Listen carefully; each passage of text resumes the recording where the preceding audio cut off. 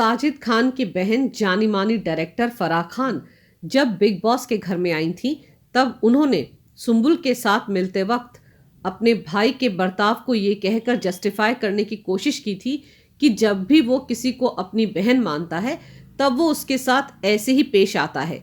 यानी फराह को भी इस बात का एहसास था कि साजिद अच्छे से सुम्बुल को ट्रीट नहीं कर रहा है। लेकिन सवाल तो यह है कि साजिद खान इतना बड़ा होकर कैसे 19 साल की सुम्बुल का हर बात पर मजाक उड़ा सकता है। तौकीर की बेटी कह कहकर MC स्टैन और साजिद अक्सर सुम्बुल का मजाक उड़ाते हैं। यही नहीं, उनके इस मजाक में वीकेंड के वार में सलमान खान ने भी उनका पूरा साथ दिया था। बजाय साजिद खान और MC स्टैन की क्लास लगाने के, खुद सलमान खान ने उनसे सुम्बुल के पिता की नकल उतारने को कहा और बार बार तौकीर की बेटी कहकर सुम्बुल का मजाक उड़ाया, कभी उसके डांस का, कभी उसके आंसुओं का। और अगर वो कभी किसी मुद्दे पर अपनी बात रखती है तो यही साजिद खान और MC स्टैन उसे ओवर एक्टिंग की दुकान बोलने लगते हैं। यही नहीं, अगर वो शालीन भनोट से बात भी कर लेती है तो स्टैन, शिव और साजिद पूरा घर आसमान पर उठा लेते हैं। उसके ऐसे गार्जियन बने फिरते हैं जैसे कि शालीन से बात करना कोई बहुत बड़ा गुनाह है। वो एक बालिग लड़की है, टीवी में काम कर रही है, एक्टिंग में अपना करियर बना रही है, अपना भला बुरा खुद सोच सकती है। उसे हर बार शालीन से बात करने के लिए साजिद और स्टैन को सफाई क्यों देनी पड़ती है? देखा जाए तो बिग बॉस के घर में जिस तरह से सुम्बुल का मजाक उड़ाया जा रहा है, वैसा शायद अब तक किसी भी सीजन में किसी के साथ नहीं किया गया।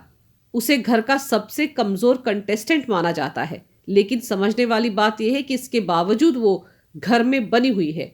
अब वो एक कलाकार है तो जाहिर सी बात है उसके फैंस हो सकता है साजिद खान से भी कहीं ज्यादा होंगे।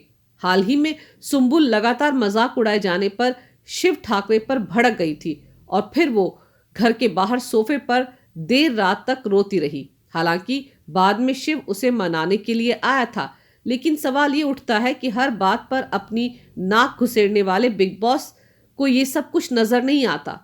वो साजिद और स्टैन को इस बारे में कुछ नहीं बोलते। ताजुब की बात यह है कि साजिद तो उम्र के लिहाज से घर वालों में सबसे बड़े हैं। उन्हें तो सुम्बुल के साथ मेच्योरिटी के साथ पेश आना चाहिए। फिर वो सुम्बुल से उसके पारिवारिक मामलों पर भी कुरेद कुरेद कर सवाल पूछते हैं। उन्हें तो बाकी घर वालों को सुम्बुल से बात करने की तमीज सिखानी चाहिए, लेकिन उल्टा वो मंडली में ऐसे राजा बने बैठे हैं जिन्हें हर गुनाह माफ है। और हो सकता है बिग बॉस इस मुद्दे पर इसलिए कुछ नहीं बोलते क्योंकि इसके तार साजिद खान से जुड़े हुए हैं। अब जब बिग बॉस के इस सीजन के 4 से 5 हफ्ते बचे हैं, तब सुम्बुल की टीम की तरफ से नेशनल टीवी पर उसका मजाक बनाने पर कड़ा ऐतराज जताया गया है। वो लोग भी इतनी देर से क्यों जागे?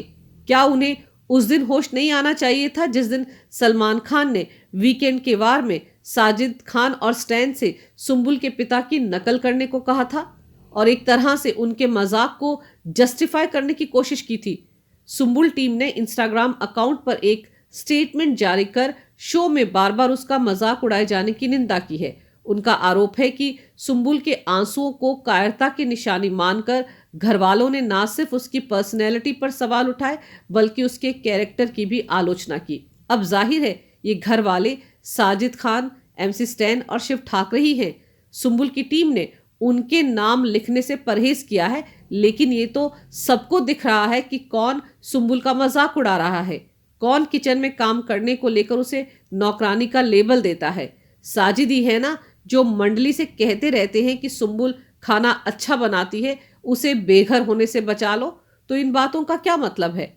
सुम्बुल सारा दिन भाग भाग कर मंडली के लोगों के काम करती रहती है और इसके बावजूद यही लोग उसका मजाक बनाते हैं। याद है ना, जब जब सुम्बुल ने घर में डांस किया तो साजिद और स्टैन ने उसका मजाक उड़ाया। सुम्बुल की टीम ने इस बात पर भी सवाल उठाए हैं कि जब घर में अपनी राय व्यक्त करना विनर की क्वालिटी के रूप में देखा जाता है तो सुम्बुल की राय को ओवर एक्टिंग क्यों कहा जाता है? उसके लिए घर के नियम कायदे अलग क्यों हैं? अब जब इतने सख्त शब्दों के साथ टीम सुम्बुल ने बिग बॉस के मेकर्स पर सवाल उठाए हैं तो देखना होगा कि इन बातों का क्या सच में बिग बॉस के मेकर्स पर कोई असर होता भी है या नहीं।